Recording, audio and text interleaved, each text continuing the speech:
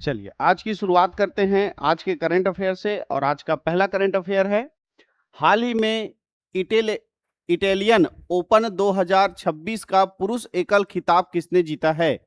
जानिक Sinner, Novak जोकोविच, Roger Federer या आयुष शेट्टी? तो इसका राइट आंसर है जानिक सिनर। इसके बारे में डिटेल पढ़ते हैं।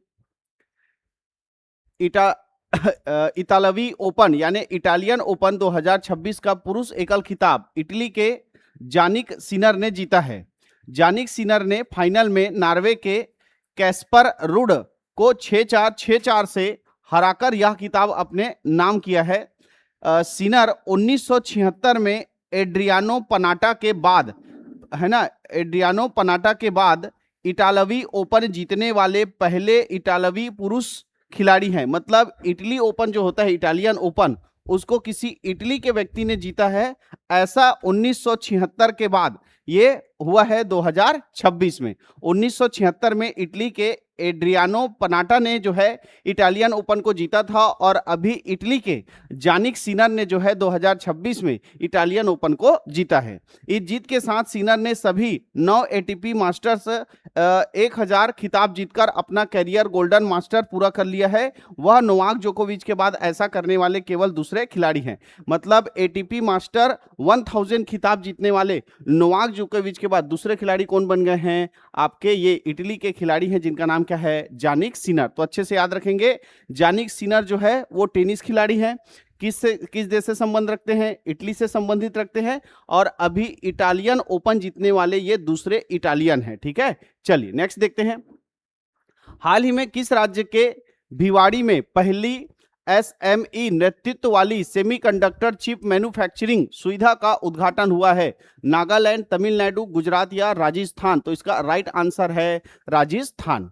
चलिए, हाल ही में राजस्थान राज्य के भिवाड़ी अलवार में पहली एसएमई नेतृत्व वाली सेमीकंडक्टर चिप मैन्युफैक्चरिंग सुविधा का उद्घाटन किया गया है। यहां पर असेंबल किया जाएगा, टेस्टिंग किया जाएगा, मार्किंग किया जाएगा और पैकेजिंग प्लांट भी किया जाएगा। यह प्लांट सहस्त्रा सेमीकंडक्टर्स प्राइवेट लिमिटेड के द्वारा स्थापित किया गया है। केंद्रीय इलेक्ट्रॉनिक्स और सूचना प्रौद्योगिकी मंत्री अश्वनी वैष्णव और राजस्थान के मुख्यमंत्री भजन लाल शर्मा द्वारा इसका वर्चुअल उद्घाटन किया गया। इस केंद्र की उत्पादन क्षमता प्रति वर्ष 6 करोड़ चिप्स बनाने की है। यह प्लांट भिवाड़ी के सलारपुर खुसखेड़ा में एलसीना द्वारा विकसित इलेक्ट्रॉनिक्स विनिर्माण क्लस्टर के अंतर्गत आता है। क्लियर है? तो याद रखेंगे कि सेमीकंडक्टर चिप्स मैन्युफैक्चरिंग सुविधा कहां स्थापित किया गया है? राजस्थान में स्थापित किया गया है। नेक्स्ट देखते हैं। हाल ही में ऑपरेशन अंतिम प्रहार के तहत किस राज्य के गढ़चिरौली को नक्सल मुक्त घोषित किया गया है? तो इसका राइट आंसर है कौन सा? महाराष्ट्र। चलिए इसके बारे में डिटेल पढ़ते हैं। ऑपरेशन अंतिम प्रहार के तहत महाराष्ट्र राज्य के गढ़चिरौली जिले को नक्सल मुक्त घोषित किया गया है। गढ़चिरौली पुलिस और केंद्रीय रिजर्व पुलिस बल सीआरपीएफ द्वारा संयुक्त रूप से चलाए गए इस सफल अभियान के बाद पुलिस रिकॉर्ड में कोई भी सक्रिय वांटेड नक्सली शेष नहीं बचा है। 8 खूंखार नक्सलियों को गिरफ्तार किया गया और 5 वरिष्ठ नक्सलियों ने आत्मसमर्पण किया है। सुरक्षा बलों ने 51 हथियार और भारी मात्रा में गोला बारूद के साथ साथ 65,34,00,000 रुपए की नगद राशि बरामद की है। इस कार्रवाई के बाद गढ़चिरौली की आधिकारिक तौर पर सशस्त्र नक्सल मुक्त घोषित कर दिया गया है। तो अब जो महाराष्ट्र का गढ़चिरौली है ये भी क्या हो गया है? नक्सल मुक्त घोषित हो गया है। और इसके लिए कौन सा अभियान चलाया गया है? तो इसके लिए चलाया गया है ऑपरेशन अंतिम प्रहार। चलिए नेक्स्ट देखते हैं। हाल ही में भारतीय नौसेना ने कहां नौसेना सेलिंग का उद्घाटन किया है? भोपाल, देहरादून, विशाखापट्टनम या जयपुर? तो इसका राइट आंसर है भोपाल। डिटेल पढ़ते इसके बारे में।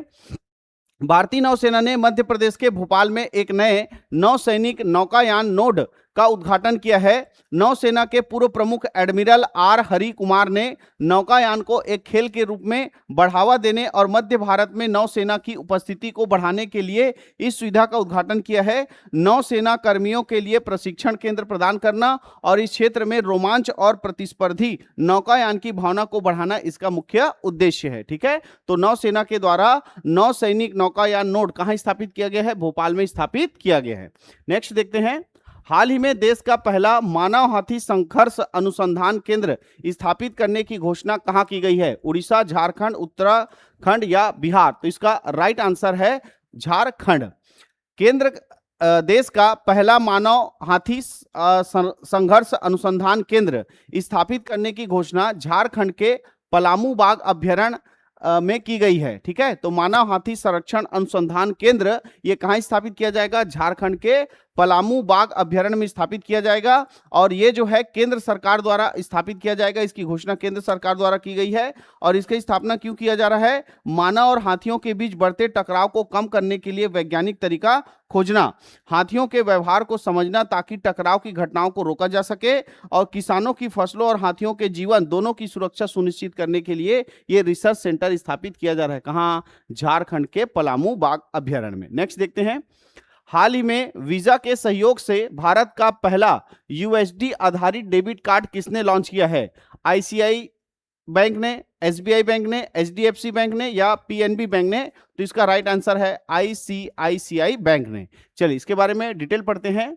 वीजा के सहयोग से भारत का पहला यूएसडी आधारित यानी अमेरिकी डॉलर मूल्य वर्ग डेबिट कार्ड आईसीआई बैंक ने लॉन्च किया है। यह कार्ड गिफ्ट सिटी गुजरात स्थित बैंक की आईएफएससी बैंकिंग यूनिट के माध्यम से अनिवासी भारतीयों के लिए पेश किया गया है।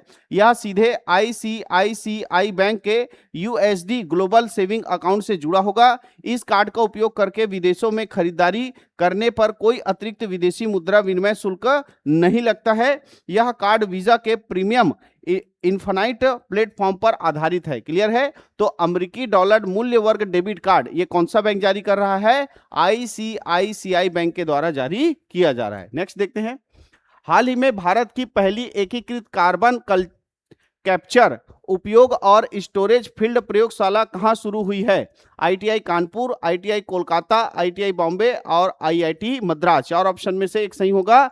सही आंसर है आईआईटी बॉम्बे। भारत की पहली एकीकृत कार्बन कैप्चर, यूटिलाइजेशन और स्टोरेज फील्ड प्रयोगशाला भारतीय प्रौद्योगिकी संस्थान बॉम्बे यानी आईआईटी बॉम्बे में शुरू की गई है। केंद्रीय शिक्षा मंत्री धर्मेंद्र प्रधान द्वारा भारत इनोवेट 2026 कार्यक्रम के तहत उद्घाटन किया गया। यह भारत का पहला पायलट स्तरीय मंच है जो औद्योगिक उत्सर्जन को कम करने के लिए कार्बन को पकड़कर दक्कन के बेसाल्ट चट्टानों में सुरक्षित रूप से भंडारित करने और उसका उपयोग करने के पर काम करेगा। क्लियर है? तो कार्बन कैप्चर, यूटिलाइजेशन और स्टोरेज फील्ड प्रयोगशाला ये कहां स्थापित किया जा रहा है? आईआईटी बॉम्बे। नेक्स्ट देखते हैं, हाल ही में विश्व स्वास्थ्य सभा का कौन सा संस्करण स्विट्जरलैंड में प्रारंभ हुआ है? 77वां, आपका कौन सा 79वां, 81वां और 83वां? तो इसका राइट आंसर है 79 है ना। स्विट्जरलैंड के जिनेवा में हाल ही में 79 विश्व स्वास्थ्य लाभ का आयोजन शुरू हुआ है। यह आयोजन जिनेवा स्विट्जरलैंड में 18 मई 2026 से 23 मई 2026 तक के लिए निर्धारित है। केंद्रीय स्वास्थ्य एवं परिवार कल्याण मंत्री जगत प्रकाश नड्डा इस 79वां विश्व स्वास्थ्य सभा में भाग लेने के लिए स्विट्जरलैंड पहुंचे हैं। यह विश्व स्वास्थ्य संगठन का सर्वोच्च नीति निर्धारक निकाय है जहां वैश्विक स्वास्थ्य प्राथमिकताओं और नीतियों पर चर्चा की जाती है। तो याद रखेंगे विश्व स्वास्थ्य सभा का कौन सा संस्करण है पूछेगा तो 79 संस्करण है। कहां आयोजित किया जा रहा है? तो स्विट्जरलैंड के जिनेवा में आयोजित किया जा रहा है। और इसमें भारत का प्रतिनिधित्व कौन कर रहे हैं? स्वास्थ्य मंत्री, परिवार है ना, केंद्रीय स्वास्थ्य एवं परिवार कल्याण मंत्री जेपी नड्डा। नेक्स्ट देखते हैं, हाल ही में दुनिया भर में अंतरराष्ट्रीय संग्रहालय दिवस 2026 कब मनाया गया?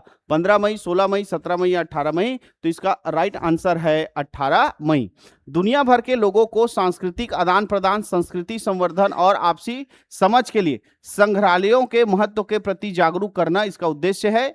इस वर्ष अंतरराष्ट्रीय संग्रहालय परिषद द्वारा इसकी थीम म्यूजियम यूनिटिंग ए डिवाइडेड वर्ल्ड यानी संग्रहालय एक विभाजित दुनिया को एकजुट कर रहे हैं रखी गई थी। इस दिवस की शुरुआत वर्ष 1977 में अंतरराष्ट्रीय संग्रहालय परिषद द्वारा की गई है। तो याद रखेंगे कि अंतरराष्ट्रीय संग्रहालय दिवस कब मनाया जाता है? 18 मई को मनाया जाता है। नेक्स्ट देखते हैं, हाल ही में प्रधानमंत्री नरेंद्र मोदी को किस देश के सर्वोच्च सम्मान royal order of polar star commander grand cross से सम्मानित किया गया है। तो ये पुरस्कार का नाम है royal order of polar star commander grand cross, है ना। तो ये किस देश का है जिससे हमारे प्रधानमंत्री नरेंद्र मोदी को सम्मानित किया गया है? उज्बेकिस्तान, न्यूजीलैंड, हंगरी और स्वीडन। 4 ऑप्शन दिया गया, तो राइट आंसर है स्वीडन।